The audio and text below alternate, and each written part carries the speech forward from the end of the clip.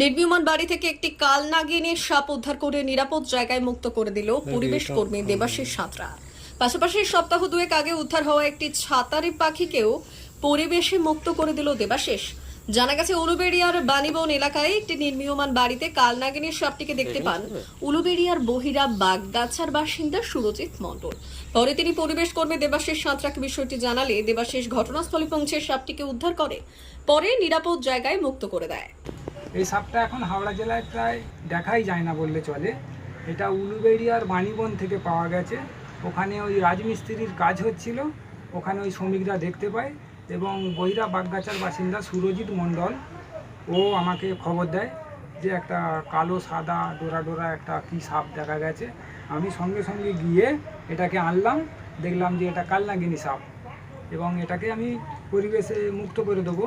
এবং সপ্তাহ দুয়েক আগে বহিরা গ্রামে রাস্তার ধারে একটি ছাতারি পাখি আহত অবস্থায় পড়েছিল এবং সেইটাকে আমি বন দপ্তরে জানিয়ে আমার কাছে রেখেছিলাম সেবা শুশ্রূষা করে। এখন মোটামুটি ও সুস্থ রয়েছে, ওটাকে আজকে পরিবেশে মুক্ত করে দেবো এবং এই কালনাগিনী সাপটাকেও আমি একে মুক্ত করে দেবো।